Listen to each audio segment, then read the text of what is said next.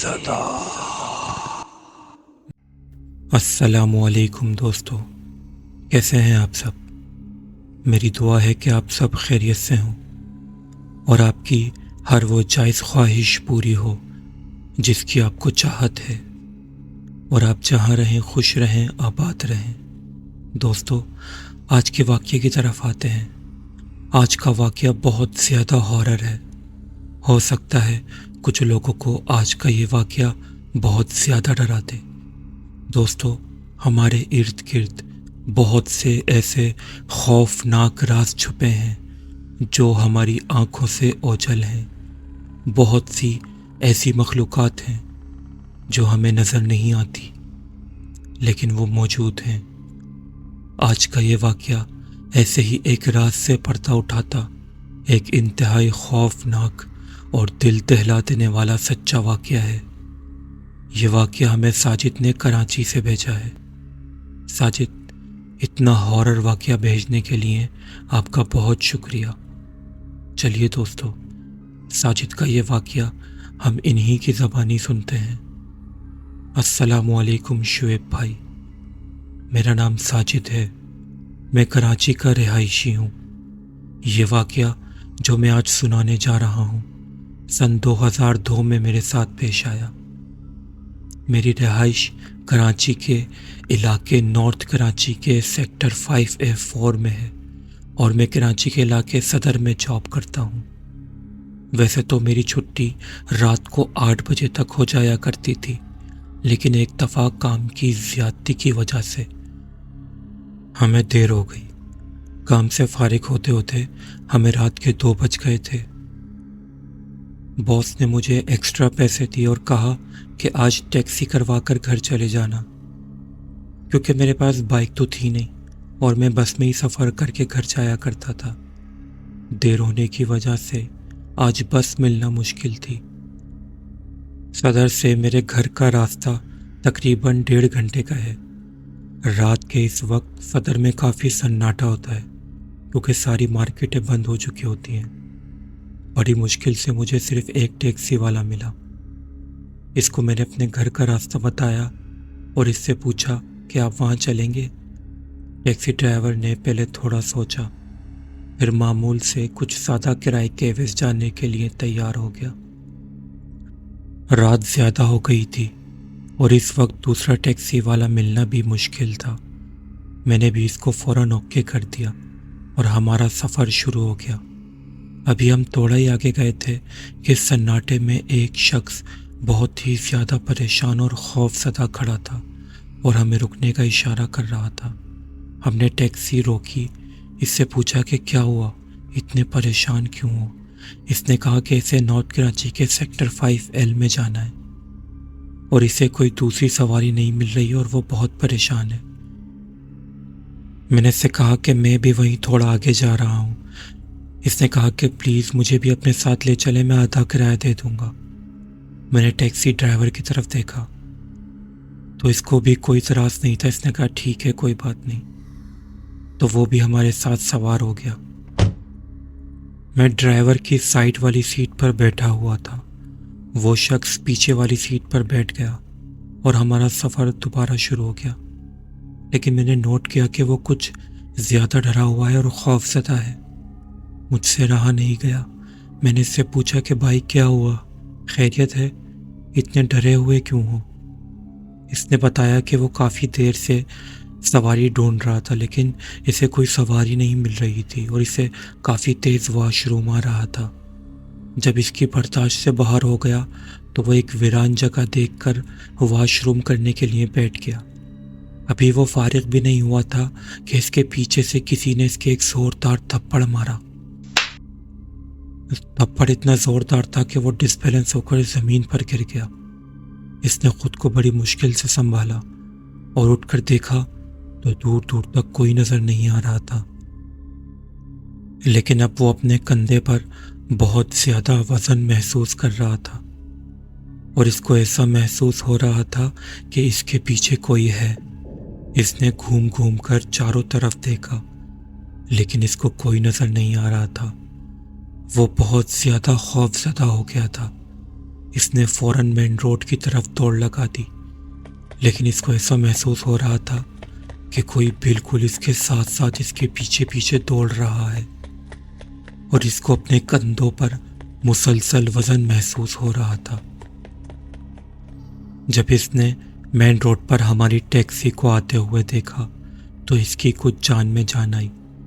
اس نے بتایا کہ وہ ہماری ٹیکسی میں بیٹھ گیا ہے، لیکن اس کے کندھوں پر مسلسل ویسا ہی وزن ابھی بھی محسوس ہو رہا ہے، اور اس کی طبیعت کچھ عجیب سی ہو رہی ہے۔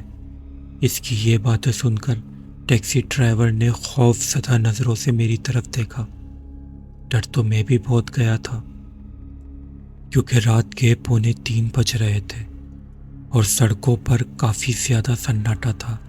اندھیرا بھی بہت زیادہ تھا، کہیں تو کچھ گاڑیاں نظر آتی تھی، لیکن اکثر بالکل سناٹا ہوتا تھا۔ میں نے ماحول کو تھوڑا ہلکا کرنے کے لیے اس شخص سے کہا کہ تم شاید خوف کی وجہ سے ڈپریشن میں چلے گئے ہو، تم سو جاؤ، تمہارا علاقہ آئے گا تو میں تمہیں اٹھا دوں گا۔ اس شخص نے کہا کہ ہاں ٹھیک ہے، میں تھوڑی دیر آنکھیں بند کر کے لیٹ جاتا ہوں۔ وہ شخص آنکھیں بند کر کے لیٹ گیا۔ میں بھی سیٹ پر سر رکھ کر باہر خالی سڑکوں کا نظارہ کرنے لگا۔ ڈرائیور بھی ٹیکسی چلانے میں مصروف ہو گیا۔ ٹیکسی میں بالکل خاموشی ہو گئی، ہم ایک دوسرے سے بالکل بات نہیں کر رہے تھے۔ ٹیکسی ڈرائیور کا تو مجھے پتہ نہیں، لیکن میرا دل بہت زیادہ گھبرا رہا تھا۔ میرے ذہن میں نہ جانے کیسے کیسے خیالات آ رہے تھے، نہ جانے کیوں مجھے ایسا لگ رہا تھا کہ اس شخص کے پیچھے لگا آصف اس شخص کے ساتھ ہماری ٹیکسی کے اندر آ گیا ہے، کیونکہ جب سے وہ شخص ہماری ٹیکسی میں بیٹھا تھا، ٹیکسی کا ماحول کچھ پر اسرار اور عجیب سا ہو گیا تھا۔ ابھی ہمیں سفر کرتے ہوئے تھوڑی دیر گزری تھی کہ پچھلی سیٹ سے مجھے کچھ عجیب اور کافی خوفناک آوازیں آئیں۔ میں نے پیچھے مڑ کر دیکھا تو خدایا، اس شخص کا منہ کھلا ہوا تھا اور اس کی شاید آنکھیں اوپر چڑھ گئی تھیں، کیونکہ اس کا کالا ڈیلا نظر نہیں آ رہا تھا۔ اس کی آنکھیں بالکل سفید ہو گئی تھیں اور وہ بہت عجیب سی اور خوفناک حرکتیں کر رہا تھا۔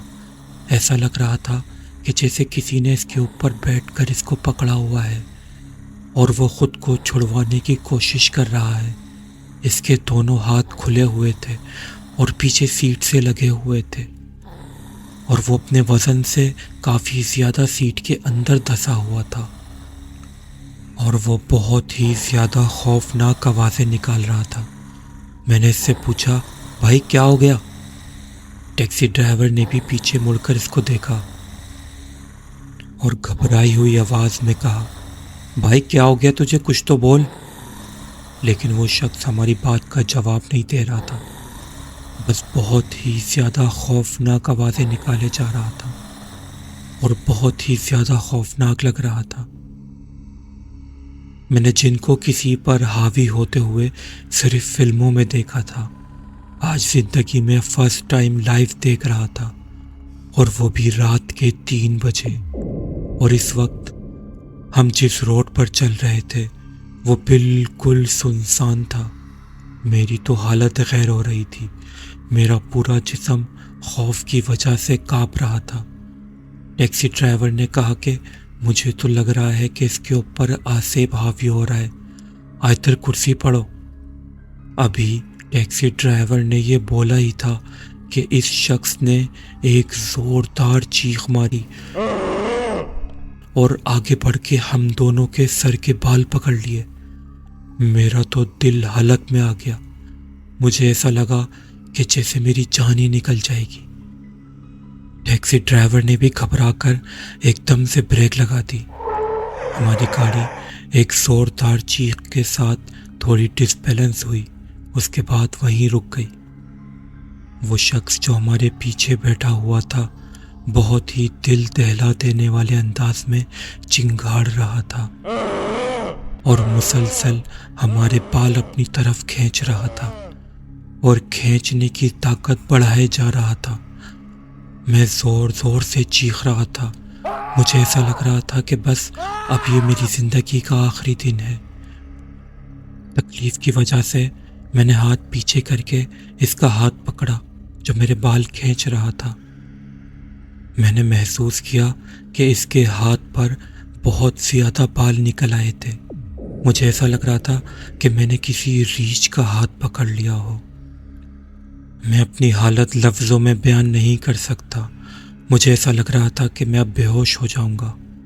میرا ذہن بالکل کام نہیں کر رہا تھا۔ بس خوف اور دہشت کی وجہ سے میں بالکل ہار مان چکا تھا۔ لیکن سلام ہے اس ٹیکسی ڈرائیور کو، اس نے خوف میں بھی چیختے ہوئے زور زور سے آیت الکرسی پڑھنا شروع کر دی۔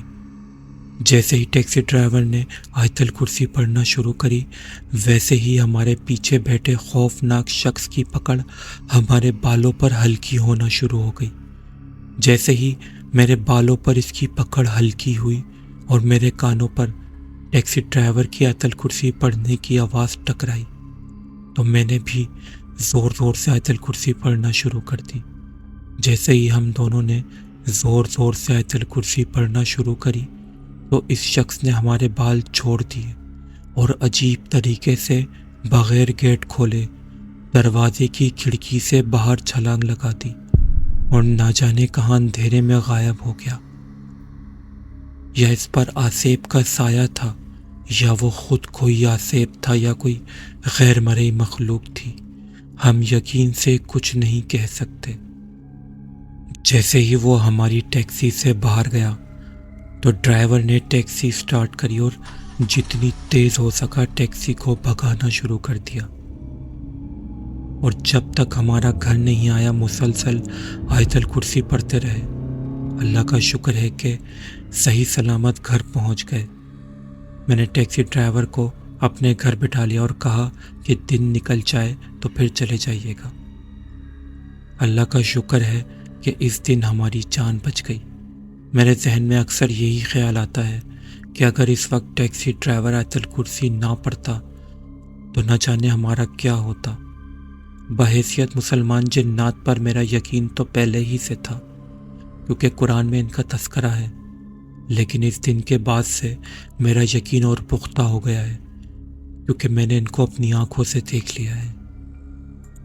دوستو، اگر آپ کو بھی ایسے ہی خوفناک کہانیاں پسند ہیں اور آپ کو یہ کہانی اچھی لگی ہے اور آپ اس چینل پر نئے ہیں تو آپ اس چینل کو ضرور سبسکرائب کریں اور برابر میں موجود بیل آئیکن کے بٹن کو بھی ضرور کلک کر دیں تاکہ میری ہر نئی ویڈیو کا نوٹیفیکیشن سب سے پہلے آپ تک پہنچ سکے۔ اور دوستوں، اگر آپ کو یہ واقعہ اچھا لگا ہے تو اپنے دوستوں اور فیملی ممبر کے ساتھ بھی ضرور شیئر کریں۔ اور دوستو، کمنٹ سیکشن میں اپنی قیمتی رائے کا اظہار ضرور کیجیے گا، اور اگر آپ کے ساتھ بھی ایسا ہی کوئی خوفناک واقعہ پیش آیا ہے تو نیچے دیے گئے اس ای میل ایڈریس پر ہمارے ساتھ ضرور شیئر کریں۔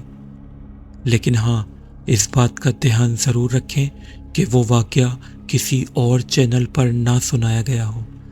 ہم آپ کا واقعہ اپنے چینل پر ضرور شائع کریں گے۔ آپ سب کا بہت بہت شکریہ۔